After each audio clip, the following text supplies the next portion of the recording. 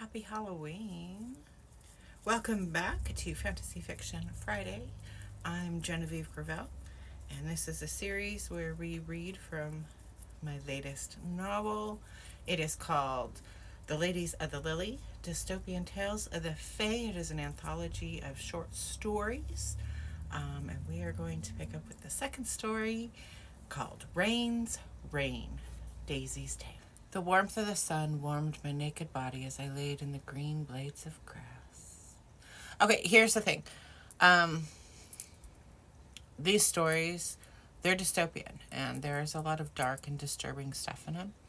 There's also it kind of, the type of dystopian it is it's like a societal type thing, and it kind of explores the different ways that sexuality is used as a tool for oppression.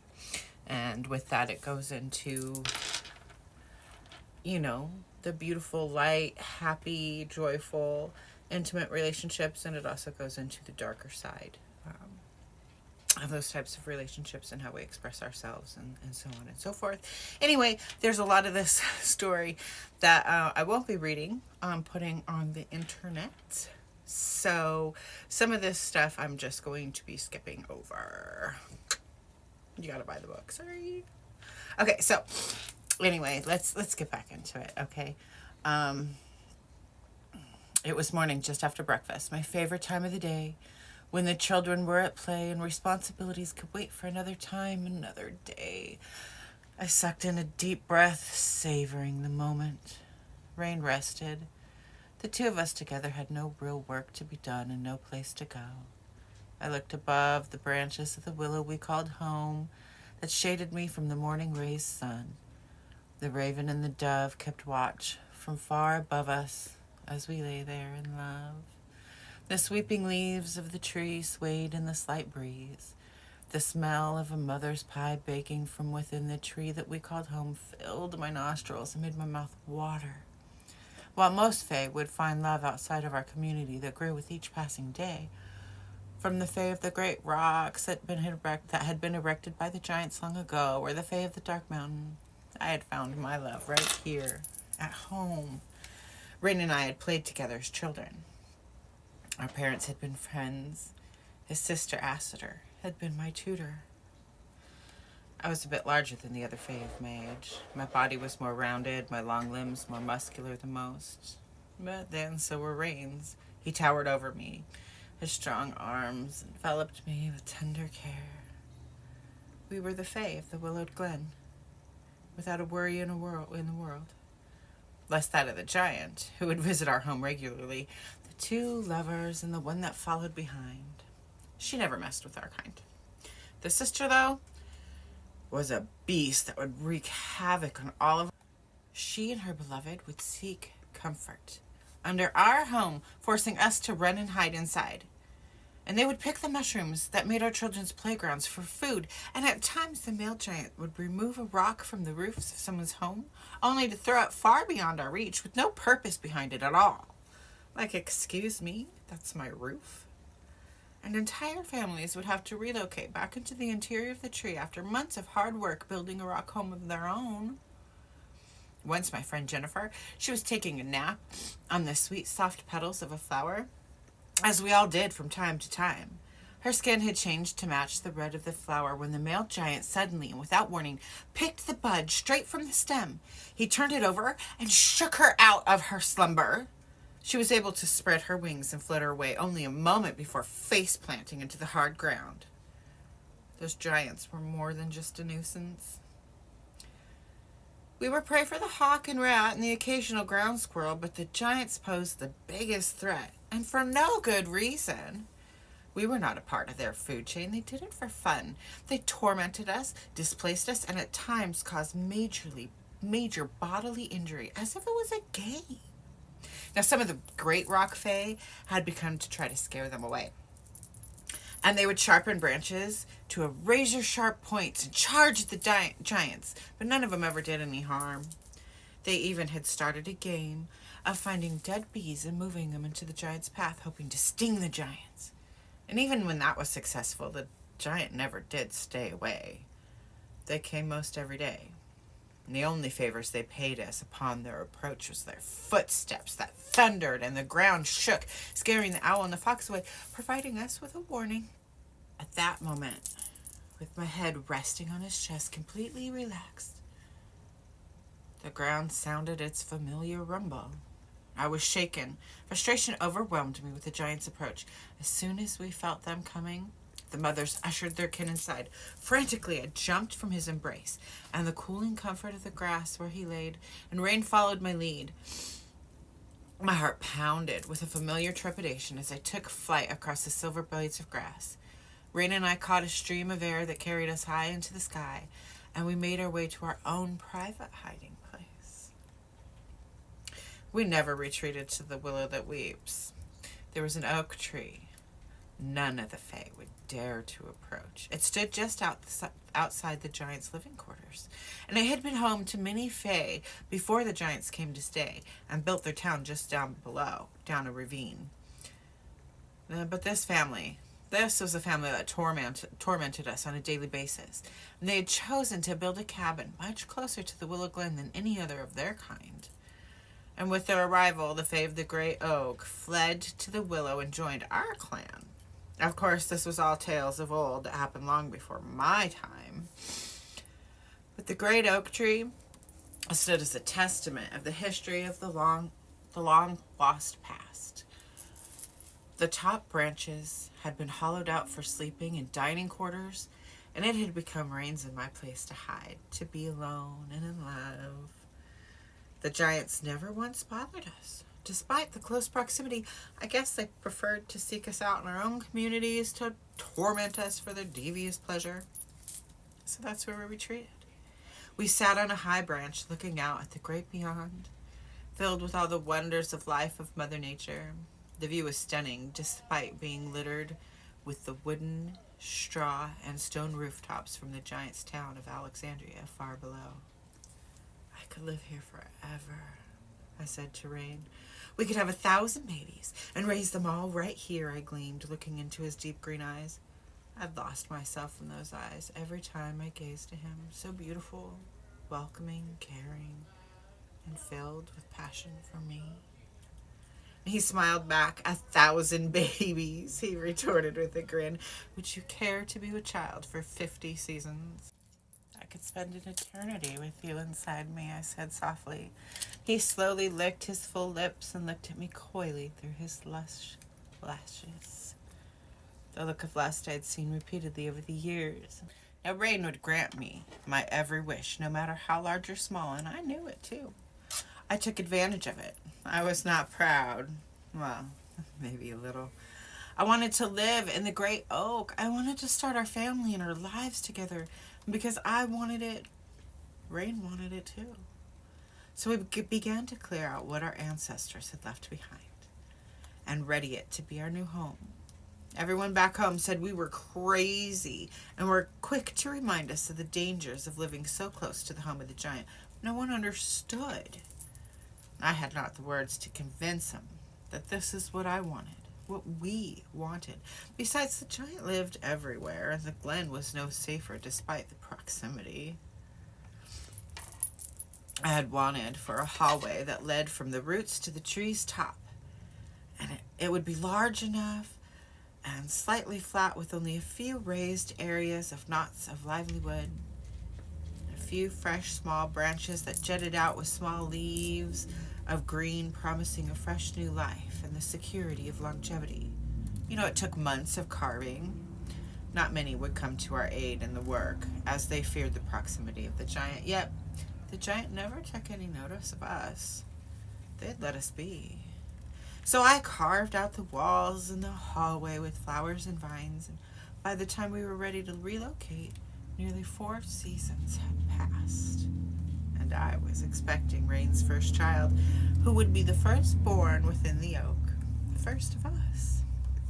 The day he had came to be, we both, Rain and I, we fell more madly in love, not only with each other, but with our firstborn son, who we called Fleur, because Rain had said the name made his heart smile. Our sweet little baby Fleur completed us, and we were a family to be in love for eternity. We quickly added 2 more to our clan in the Great Oak, and I was living my dream. It had been a calm, warm day as I baked a floral pie of rose, anise, and elderberry. The scent wafted through the tree and beyond, alluring to the birds and the bees that lingered outside. The baby perched in her chair. Oh, I loved life. I loved my life. I was fantasizing as I worked with a smile perpetually on my face, and visions of my beautiful husband danced through my head. And I hoped we could conceive another baby on that evening. If not, at least still a few private moments from the babies to have fun trying. And before we could finish our dinner, and without warning, the rains came and the thunders boomed. The tree shook, and I thought all of Mother Nature shook with fright. My heart began to race as I looked around wildly for my children. The youngest, Rosetta, in Rame's arms. He had snatched her up into the safety of his embrace. Fleur clung to his leg, and I grabbed our middle child, Raphael, and held her close. She wailed in terror. My eyes pressed tightly shut. Tears snuck out, defying my every wish. My attempts to not add to my children's trepidation had failed. I had failed. A reminder with each tear that streamed down my face, glistening in the broken light of the lightning that lit up the room. Broken waves, followed by shaking and magnanimous booms that shook the walls, and violent waves of uncertainty rolled in with the voracious winds, and my heart pounded in my chest, meeting the storm's veracity with the fear I felt for the lives of my children. The rains began to fall in volumes that I could not measure, and the winds blew the rain sideways. I clung to my baby and fell to my knees from the quaking, holding her head to my chest tightly as to not drop her while protecting her from the falling debris. Aster, Rain called with concern. The willow cannot withstand this. I have to go get her. No, I cried out. My voice was muffled and hidden behind the sounds of the storm raging outside. She's my sister, he screamed, handing me our precious baby. He had to force our oldest from him, who wailed for his father to come back. Rain braved the storm to the Willow Glen. I don't know how he made it. I feared he would not. Every moment without him seemed an eternity as I huddled with our children, soothing them, telling them everything was going to be okay. It was just a storm and it would pass, assuring them of our safety, though I found no comfort in my own words, as I did not know if I could believe them. But they were the only comfort I could offer my children. Visions of the storm washing him away, or the winds tossing him, ripping him apart, losing his limbs, or worse, his life. My mind filled with every scenario that would leave my children fatherless, only quieted by more thunder that shook me to the core, sending the feeling of a million little pricks stinging my body, running up my spine and down my arms, causing me to jump.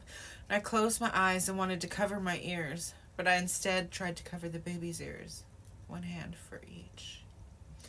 When Rain returned, with not only Aster, but most of the community, and I could finally take a deep breath, I ran to him, wrapped my arms around him, and refused to let go. And my tears, they streamed down my face. They had survived the storm. Holding me close, cradling our youngest between us, he told me how they had to travel hand in hand, strapped together, to weigh them down, as the water made it near impossible to take flight. They struggled to stay above the raging waters that flooded the green blades of grass, and the winds that had been at their backs, thrusting them forward. It had been a fight, but they had prospered and made it home. He had made it home to me. The Fae of the Willow Glen filled our grand hall from wall to wall. Children wailed and mothers cried, and the sky lit up a garish glow of blue and white, a hue I had never found in all of Mother Nature. There was nothing natural about this storm, I thought to myself. The noise of 1,000 Fae threatened to drown the storm with the horrific screams and cries of torture and terror. My ears rang from the dead silence that took the great oak. All I could hear was the beating of my own heart. I knew the children still cried. It had become white noise in the background of my mind, and The storm had stopped, yet the sky remained illuminated in that eerie blue that, if I never see again, will remain forever with me. Rain had enveloped me in his arms. He put his drenched body to mine and his face to the top of my head, and the water that dripped off of him ran into my eyes. By morning, the light had dissipated, seemingly as abruptly as the storm. It had took us hours to calm the Fae, who had found shelter with us. None of them had slept that night. Many of us took from the gardens of the giant and made breakfast for those who could eat. Many were still in shock of what had transpired. Trauma had set in for some. I only felt relief and gratitude. We all agreed that the storm was not natural. We blamed it on the giant. What had they called themselves? Witches? The storm had to have been some sort of black magic. Many, in fact most, had wanted to return to the Willow Glen to see what was left of their home, but others feared the day and chose to stay. Nearly 130 Fae moved into the Great Oak that day, and we welcomed each with open arms. There had been more than enough room for all of us, plus some. Despite the fact that the willow had remained standing, Mother Nature proved her strength. But there was still so much work to be done repairing the community. I had always obsessed over the care of our children. I never cared much about myself or maintaining myself. Everything I did was for them. I thought of what tomorrows would look like the night before, what foods they would enjoy, and how we would spend our days, what lessons to be taught. Every moment I lived for them. And I would have it no other way. Their joy was my joy. But with so many new faces in the oak, there was so much to do. Finding and cooking food, cleaning and carving out new quarters, mending and fixing things so we would all feel comfortable and at home. It was a community effort, of course. We all came together to make this not a family home, but a community. It still felt all too overwhelming, and I found myself missing the days and the dream of it being just Rain and our family. I kept those thoughts private, though. I was welcoming and approached each Fae with kindness, care, and friendship. And the Fae were all so grateful. They showered Rain with praises and gifts of thanks. With me, it was a bit different. I think nobody wanted to seem ungrateful, so when they had a request or a complaint, they would come to my sleeping room, flag me down in the gardens or the hallways to talk. They wanted larger sleeping areas, more moss for their beds, or a place on a higher or lower branch. Then I would talk to Rain about how best to accommodate, But none of them ever went to Rain out of worrying that they might seem ungrateful. I too had opened my home to all of my closest friends and family, but that somehow went unseen, or so it felt. Dealing with their issues took up so much of my time in those days that my children, my family, they had all started to come in second place. The community cared well for them, tutored them, fed them, played with them, all the things I wished I had the time to. After a while, I found myself feeling like I lost my place. I found myself growing frustrated and seeking solace. I would spend more time by the river of life to bathe, or I took long walks in the gardens opposed to flying just to steal a few moments to myself and clear my mind, try to find my joy. It started to feel like my community was taking from me more than they were offering. I dared not say a word to anybody about how I was feeling. I sounded selfish. I felt selfish, and I hated myself for that. Now, I tried to talk to Rain, who agreed I did sound selfish.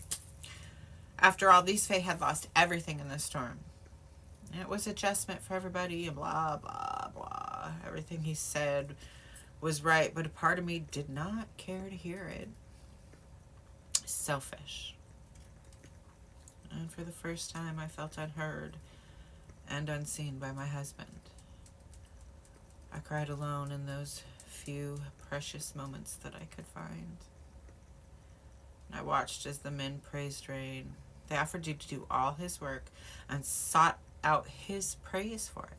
One of the older Fae had built him a chair with a high arching back. It was intricately designed and adored with golden flowers. Rain placed it in the entryway of the upper branch that had become a common room for all the Fae to gather. He placed it right in the center of the room. I thought it was so ridiculous. The scene of him in this huge chair with Fae worshiping him from all angles. Who did they think he was? Who did he think he was? He was just a man, same as they. And we had all done, not even he, but we, all we had done was open our doors.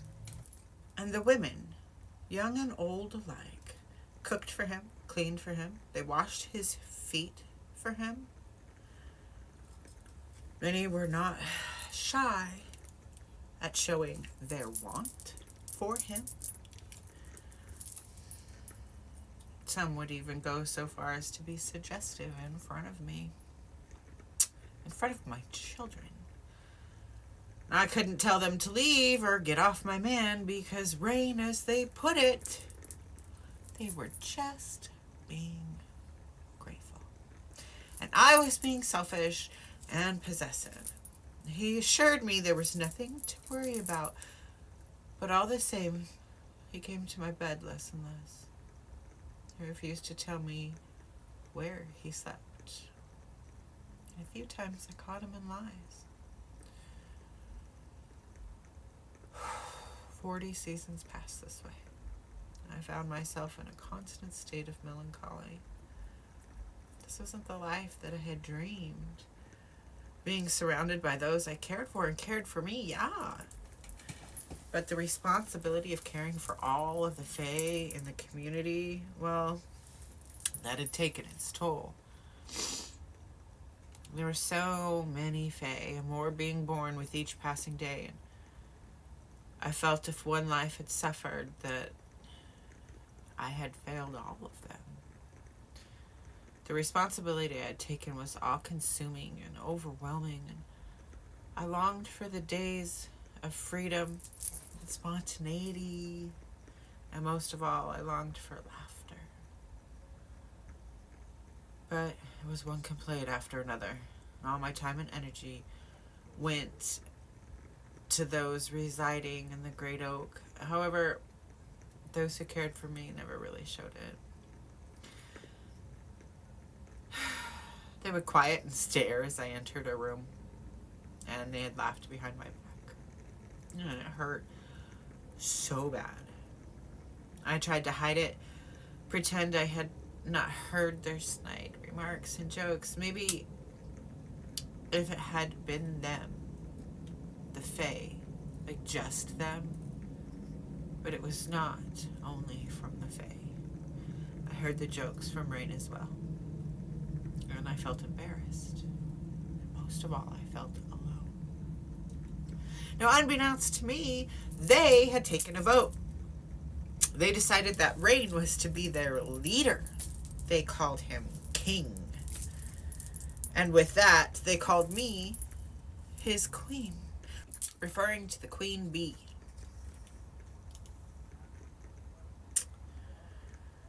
Rain. A king. I thought of him simply as a man who once loved me. You know, he was no father time or mother nature. I understood it. I too had once worshipped at the Temple of Rain. I would still, if only he would have me. I mean, he was a good man. Just a man, nothing more, nothing less. I knew. By that point, I knew he had taken lovers on occasion. You know, to what extent, I didn't know. I didn't want to know. I had heard the rumors and witnessed young women leaving his quarters at all hours of the day and night with their hair ruffled and matted. Most of all, I could smell him. The hall reeked of sex. I mean, not all from him, but him I recognized. If I could have, I would have killed him where he slept. I had heard rumors on many occasions of his chosen lovers.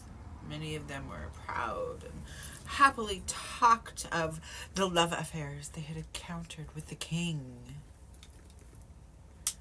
Did they think I didn't care?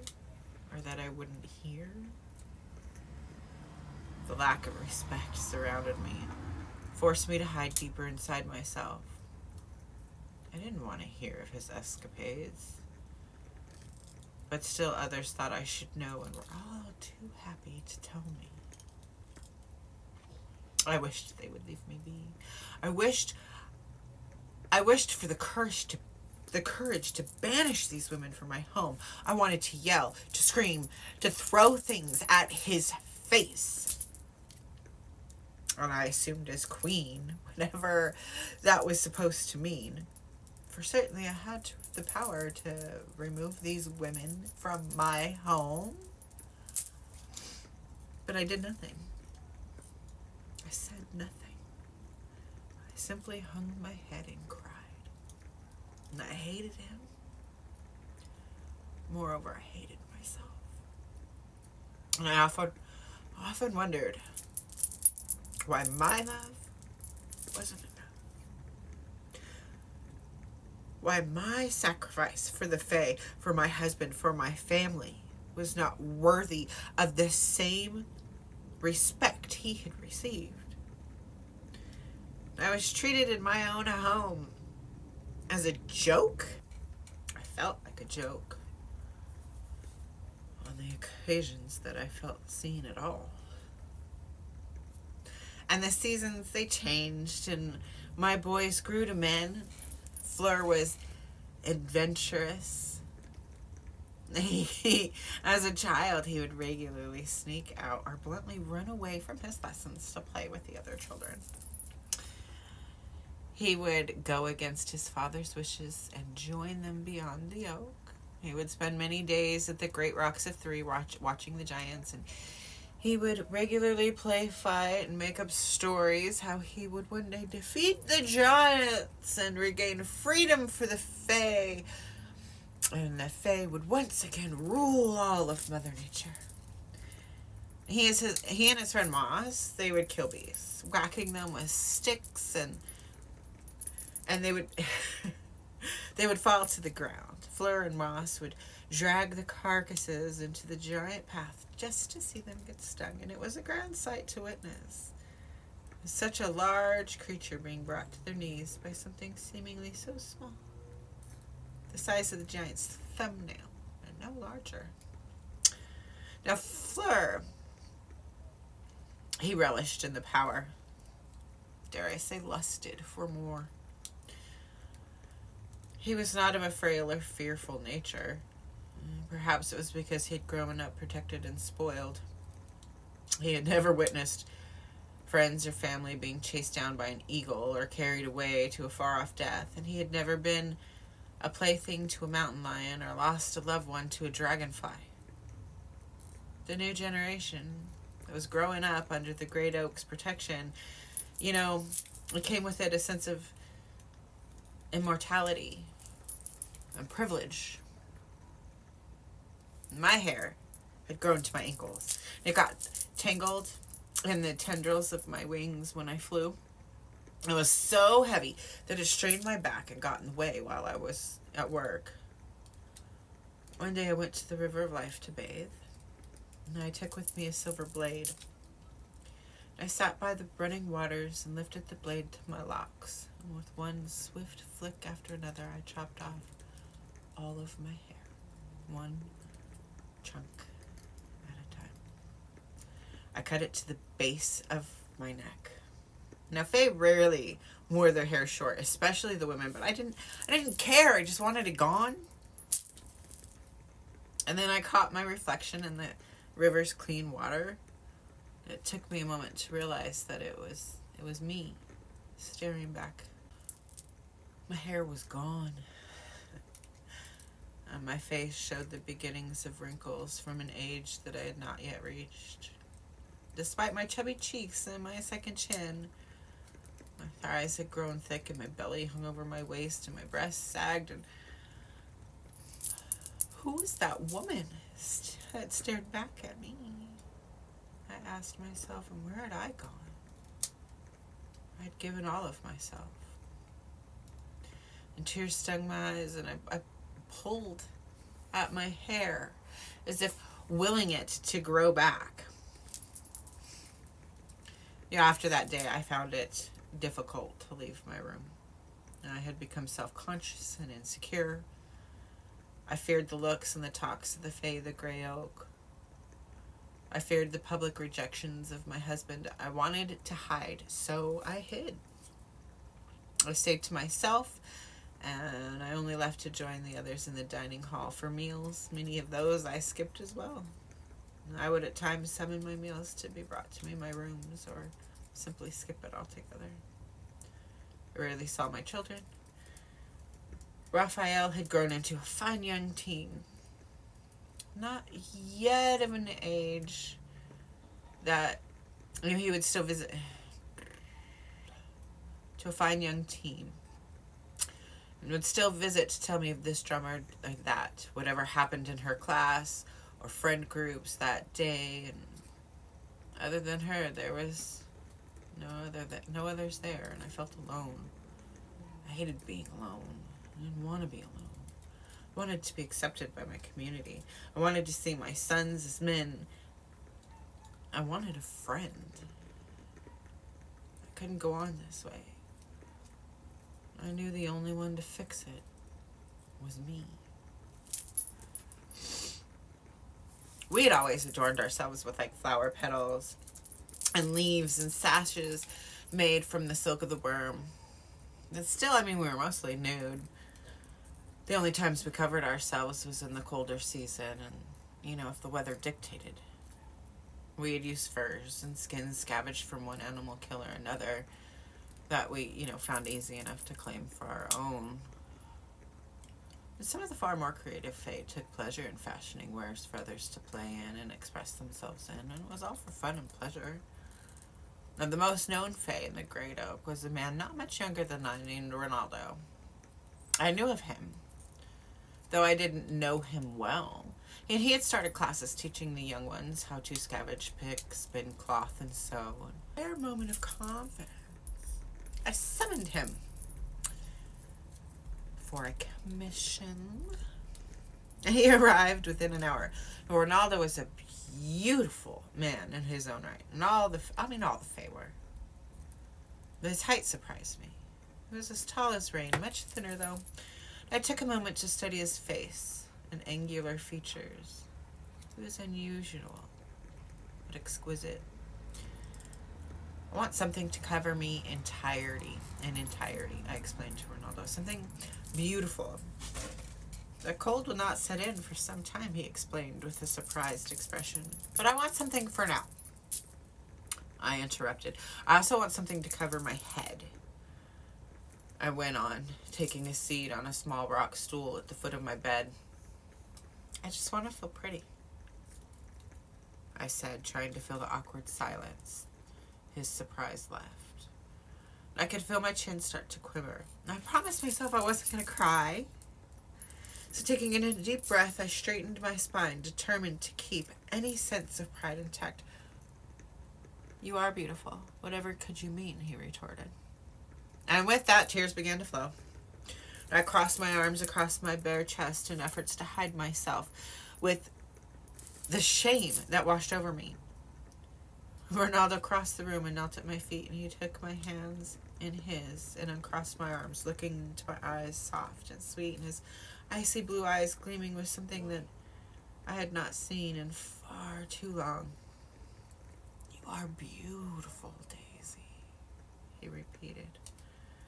He reached up to my face and gently wiped away my tears. He had called me by my name. A tendril of his long burgundy hair fell in his face, covering his eyes. And I fought the urge to pull it back and tuck it behind his pointed ear. His soft pink skin was so useful, and his cheeks high and his lips luscious, and there was no mocking or rude undertone. that warmed my heart. And for a moment, I felt not so alone, safe, seen. I will make something as beautiful as you, so you can see what I see. Pure beauty, he promised. I tried to muster a smile and thanked him, and I was sure my smile came across as insincere. It had been a long time since I had a sincere smile. I forgot the feeling of my cheeks stretching, and I was unafraid to show my teeth. I should have hidden it. So Ronaldo entered my rooms through the archway, covering the door. Fabric draped over one arm and another hand filled with silks and flowers, and he had made 2 gowns for me. I tried on the first. It was soft pinks and blues that matched my skin, and the neckline, it sat high, and the skirts flared out, stopping just before my knee. The back opened for my wings to easily fit through. I did, in fact, feel beautiful, fun, playful even. And I ran my hand down over the fabrics and twirled, causing the skirts to flare open like petals in the breeze. And for the first time in a long time, a genuine smile crossed my face. Perfection, he said, looking me over head to toe. I knew he was speaking of the dress, and I agreed. Perfection, indeed, I said. And the other dress was of silk, and it had been dyed a deep red, and the straps attached over my shoulders at the top of the skirt that hit just below my bottom, exposing the smallest vision of the space where my cheeks met my back. The neckline was in a V shape, matching the back, and it hit just below, exposing the smallest part of my ample cleavage. The hem stopped just before the floor, allowing my toes to peek out when I walked. I turned to Ronaldo, and he stopped and stared and looked me over once again from head to toe. My heart beats still, he said. It's beautiful, I said with thanks and, dare I say, pride. Not the dress. You, he responded. And I felt my cheeks warm as my skin deepened from a soft hue to a deep red near matching the dress, and I wondered if any of the Fae could control their colors. That moment I knew I wished I could. It was embarrassing for all to see every change of emotion, but it did come in handy, especially in times of trepidation, allowing yourself to blend in with your surroundings to avoid detection of any predator. But at that moment, I felt on display, and I wished I could make it better. Now Ronaldo took the crown of red rosebuds intertwined with green vines and small ribbon tendrils that fell from its tiers, and placed on the pile he had brought with him. And he placed it on my head and pushed my short bangs from my face and smiled. And he ran his hands softly from my face down my neck, over my shoulder. I shivered from the tenderness of the moment. And he ran his hands down my arms to my hands and raised my arm. And with a step back, he looked me over. His eyes settled on my hips, then up to my breast, where he took another visual pause. And then to my eyes, where his eyes settled. He leaned into me, pausing with his lips only centimeters from mine. May I? He whispered in my ear. It's nearly time for dinner, I remarked. Ronaldo fixed my gowns, soothing the wrinkled fabric. And he walked by my side down the halls and entered the grand dining hall. We entered together through the arched double doors that had been polished, and they shone in the candlelight. You know, the room was large enough to fit the entirety of our growing community, perhaps 300. The room went silent, and every eye turned to me. I took a step back. I wanted to run. I wanted to be unseen. Ronaldo raised his arms as to present me with the motion of his hands, and everyone assumed he was showing off his newest fashion. But I knew it was to take eyes off of me and place them elsewhere for my comfort. You look good enough to eat, he said, loud enough for all to hear. Laughters and cheers filled the room, and some applause was given to Ronaldo, and others made sexual innuendos and jokes. Rain led me to my seat at the foot of the table and pulled out my seat for me before taking his seat. I looked over my shoulder to Ronaldo, who sat at the table off-center behind me, and mouthed, "Thank you." He smiled back with a nod of his head. During our meal, my enjoyment paused as a small waif-like girl around our eldest's age approached Rain. I could not remember her name. We had only met a handful of times. She had been a transplant from the Dark Mountain Fae, I believed, and I had seen her leaving Rain's quarters in the dead of night, her hair ruffled and matted, a smell of her pheromones filling the halls outside my doors on more than one occasion. Rain excused himself and left the room with the girl, just in front of everybody. My eyes followed the two who left the dining hall. A few minutes later, I caught a glimpse of the girl running down the hall outside the main entrance. Tears stained her face. A grin crossed mine. He had broken it off with her because he remembered he loves me. I waited in my room for Rain to come to me that night, and the next, but Rain never came. And every night my heart broke all over again with remembrance of the couple that we once were and the love we once shared. All the Fae had been enamored with Ronaldo's gown. Everyone who wanted one received one. Many young ones joined his classes and aided in the making of many gowns, leaving Ronaldo with very little time to visit me.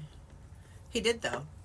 And when Ronaldo came, he came bearing gifts of more gowns and more lengths and more colors, each more beautiful than the last. "I only designed for you," he had told me.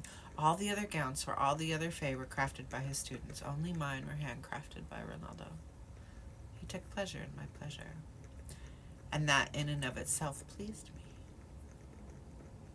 As the weather began to cool, I realized I had not menstruated, and I assumed I had reached the age of change.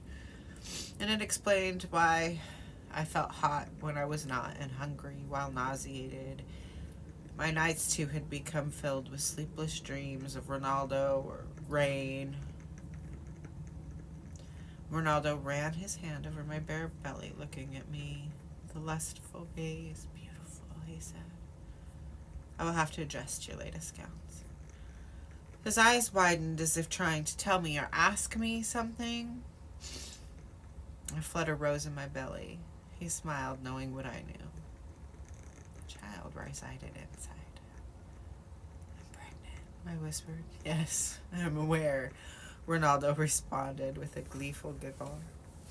But my thoughts were filled with trepidation. Each time I saw Rain at meals or functions, I would turn away, avoid him. I knew I had to tell him. I couldn't keep it a secret for much longer. Even with the high-waisted flowing gowns Ronaldo had custom-made to hide my expanding belly, every Fae in the Great Oak knew everything, and the gossip in the rumor ran rampant and wild. The stories seemed to shift ever so slightly with the day, but I had not heard talks about Ronaldo and I. Not that they'd not existed, just that they had not reached my ears. I assumed it was our secret, that one day the talk would be all of it, and all too soon. And I had to get a hold of it. I had to tell Rain first. But what was I going to say? "Rain, darling," I began.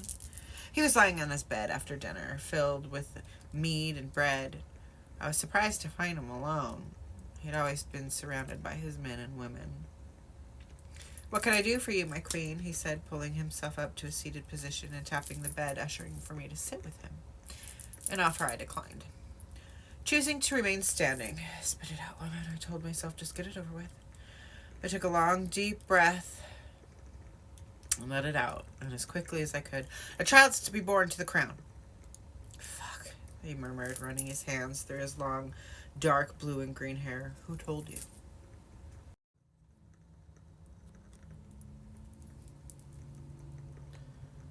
Filled with confusion, I could only shake my head and squint my eyes. The side of my mouth raised a bit, and I tried to speak, but I didn't know what to say. Then it hit me. My eyes widened, and with the flash of that little waif running through the halls. Deidre, he began to say. That's her name, I interrupted, as if that was somehow important. It had been on my mind, but I dared not ask. That was his whore's name, Deidre. That night, he had not broken it off. She had told him she was pregnant. He must not have responded to the news kindly given her response, and it all began to make sense to me. Now it was Rain's turn to be confused, wondering what I was talking about, and a look of confusion crossed his bearded face. I did not care. Let him be confused. It's nothing, I said. I just couldn't remember, is all. When is she due? I asked. Soon, he responded. Do not worry, I've talked with Aster and we have a plan in place. Nothing will threaten your security here, he told me. I shook my head. What was he talking about, my security? This was my home. I wasn't going to leave. But Aster knew? Who else knew? I felt lost again, and the room began to swim, and the feeling of confusion mixed with the undertones of insecurity and betrayal took over. I needed to leave. I could not bear to look at him. I turned without a word and walked away. The heavy door slammed behind me. I paused for a moment in the hall, hoping he would come after me, explain to me, hold me, reassure me, love me, choose me.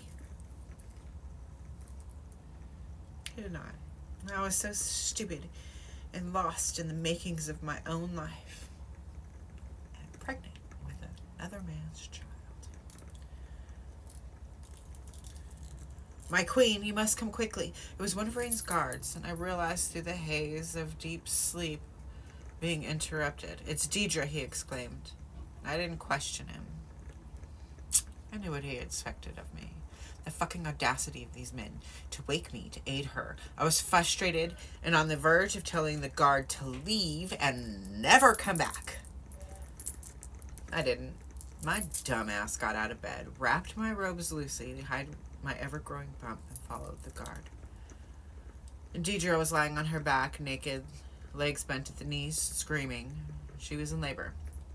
And these men, they wanted me to do what? Act as midwife to my husband's whore and his bastard child? There was no way that was happening. Get Aster, I told the guard. She had been my midwife as an elder, and she was far more qualified than I. She's been summoned, the guard told me. At least someone around here had some sense. I could see Deidre's core hard and intense with a fierce contraction as she let out a scream of pain. Breathe through it, I told her. Fuck. Okay. I crossed the room to her bedside, and I massaged her belly and took a long, slow breath in through the nose and exhaled slowly through my mouth, showing her how. She calmed and began to breathe with me.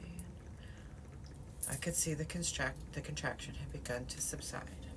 The remembrance of the pain and panic that come with your first birth overwhelmed me, and for a moment, I felt sympathy for the girl in front of me.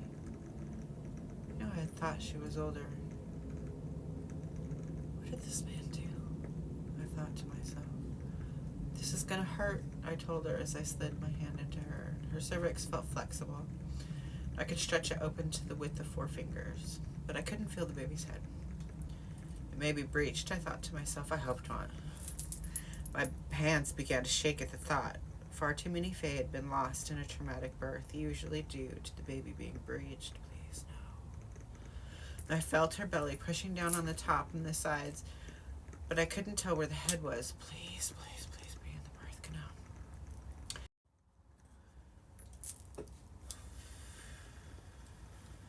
Taking a deep breath to calm myself, I forced a smile on my face for her comfort.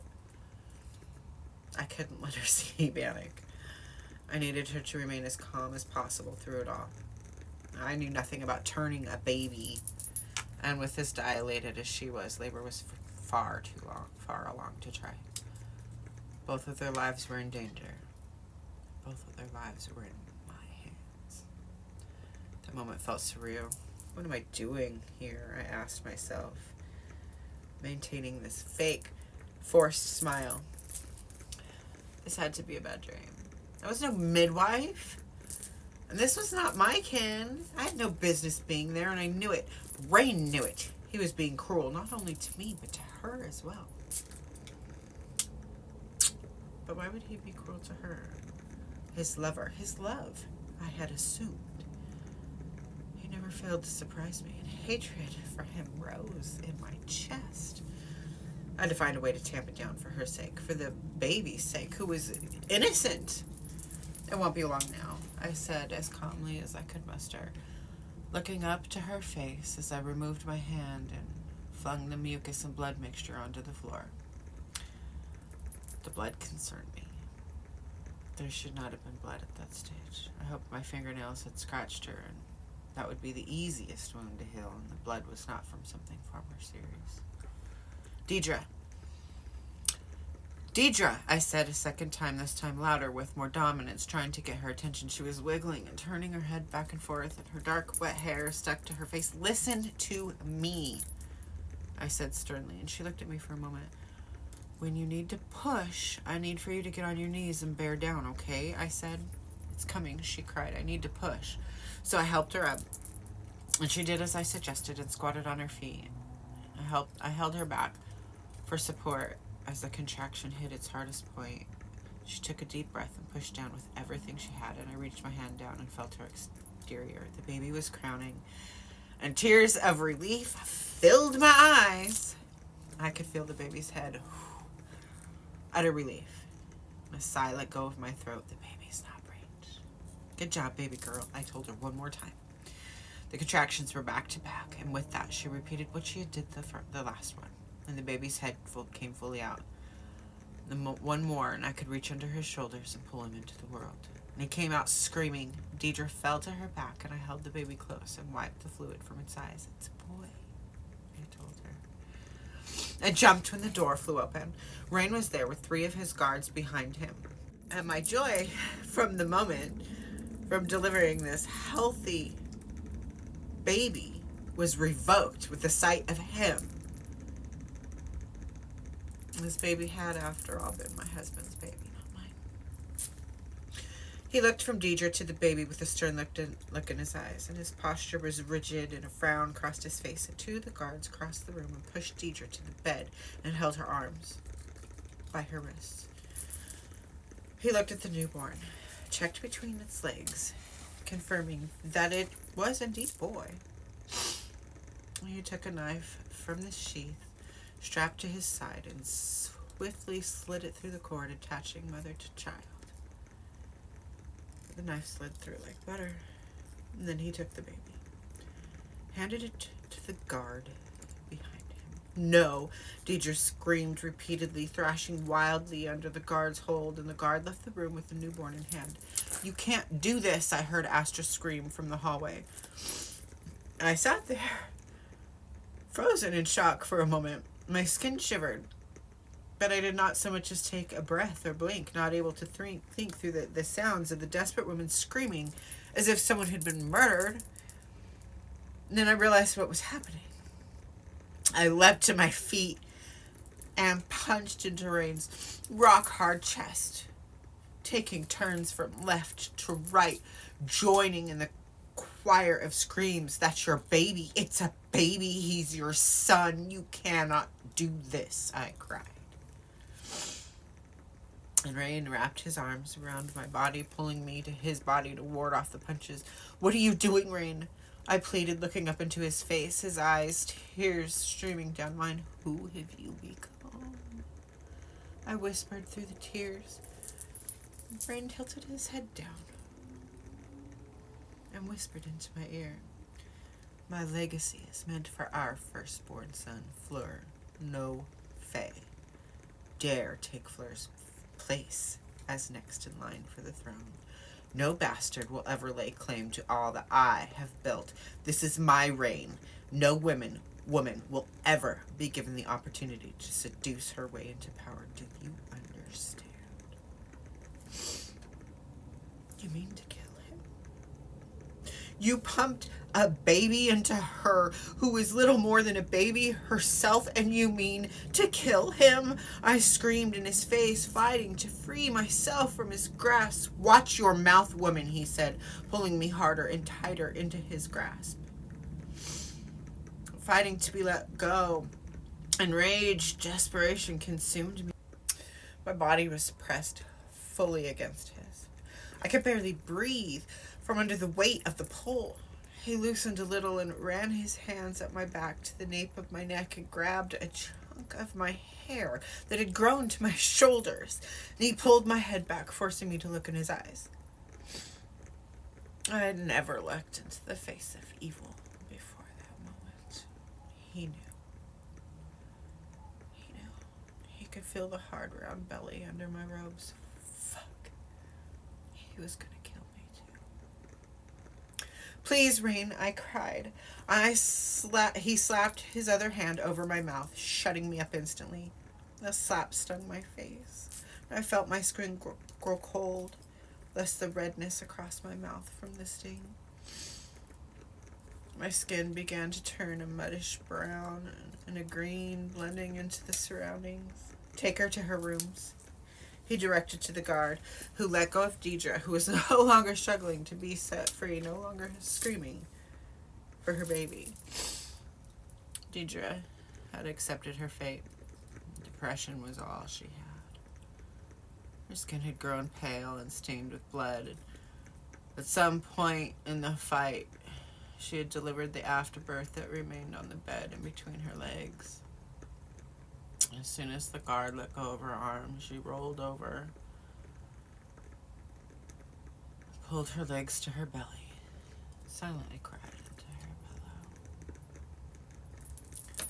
The guard grabbed me by the shoulders from behind and pulled me from the room. I dug my feet in. He overpowered me with ease and pulled me down the hall past Aster, who sat on the floor crying into her hands. She watched without a word as the guard dragged me past her. I yelled the entire way for Rain. He called down the hall from Deidre's bedroom to lock me up until he said to set me free. He said I had been convicted of a frail disposition and carnal lust. Whatever that meant. The guard threw me into my room, and my body hit the floor, and my head hit the corner of the bed, splitting my skin open, and blood dripped into my eyes. Like Deidre in her rooms, I lay there and cried. Days turned into weeks. The only sun to caress my skin was through my small window. A young girl would bring me food and bowls of water to wash, but she was not allowed to speak to me. She simply placed my day's ration on my sitting table, and the guard locked the door behind her as she left. She entered the room early in the morning with the rising sun. The poor thing must have suffered an awful fright from the sight of me. I was naked on the floor, surrounded by blood and fluids that had begun to dry. My newborn drank from my breast. I had delivered my baby alone in the silence of the night before. I wasn't going to ask for help.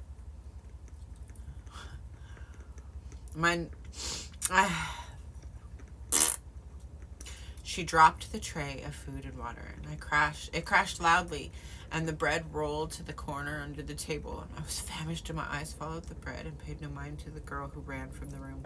The door slammed behind her. All I could hear was the turning of the key. I placed my baby next to me on a blanket and crawled to the bread. It was just out of my reach, and I laid on my belly and scooched under the sitting table, and I could touch the bread with the tips of my fingers but struggled to grasp it. If my nails were longer or sharper, I could impale it. And that's where I was, on my belly under the table, when Rain entered the room. I pushed my way out and leapt for my newborn, determined to protect it. I was too slow. He picked up the infant. I had a girl. He placed the baby on the floor and walked away without a word. I heard the door lock. I went back to retrieve the bread. It took some time before I eventually managed to move the massively heavy table and retrieve the bread from the floor. I devoured it in a few bites, picking the crumbs that had fallen off and landing on my chest, forcing them into my mouth with fury. I dared not sleep. I waited and watched in pure terror that Rain would come for my baby, the way he had come from his own. The familiar sound of the lock turning alerted me to their presence. I held my daughter close to my chest. Rain had not joined the guards who entered in the dead of night, who kindly asked me to dress warmly. I did as I was told without protest, while waiting the fate I had accepted without knowing what it was to be. I feared I had not much longer to live, but if I could find a way to grant my baby's life, that was all that mattered. So I didn't fight. I said nothing, less to calm and settle my daughter. The guards led me down the grand hallway. It was quiet, dark, and eerie. I had to flutter slowly, letting gravity do the work for me as I was too weak from the birth and lack of rest to take flight down the entrance of the great oak. They led me out the entrance, into the slushy remains of the previous day's snow. "You've been exiled," one of the guards declared. "You are not to return to the realm of the Fae of the Great Oak, or you shall be executed." I repositioned my baby under my robes, turned and walked away. I did not cry. I refused to cry. That man, whom I had once called my beloved, he was not going to get the best of me. But I didn't know where to go. The realm of the Great Oak? What did that even mean? Rain's reach was long and far. The Willowed Glen was under his influence. Most likely the Great Rock Colony as well. I thought of the Dark Mountain Fae. They'd been displaced when the giants began to quarry rocks for the structure they had built. That it destroyed the skyline view with its garish pillars and obelisks. I didn't know where the majority of their colony rehomed. I had no place to go. Nothing much was in bloom. Even if I had the strength to fly, I wouldn't have been able to, given the moisture of the snow that had begun to fall. So I walked aimlessly towards the River of Life. There at least I could find water, if nothing more. I tracked through days through the snow and slush. Winds at times slapped me in the face, and I shivered to the bone, and my milk began to run dry. A single ray of sun peeked through the clouds that hung low in the sky, and it warmed my bones. I hadn't had the sun on my face in so long that I've forgotten what it felt like. Joy.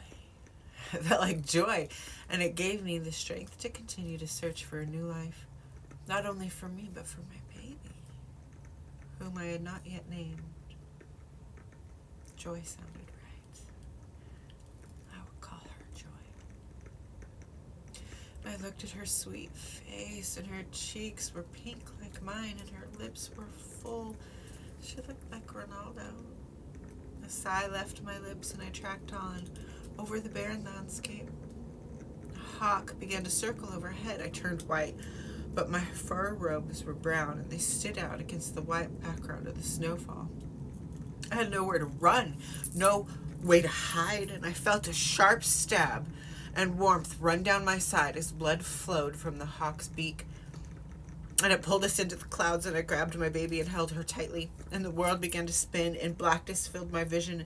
I tried to breathe deep. I tried to stay. I knew I was losing my life. The last thing I saw was the sight of my infant daughter, only days old. I reached out to her, but she was too far. She tumbled from my vision.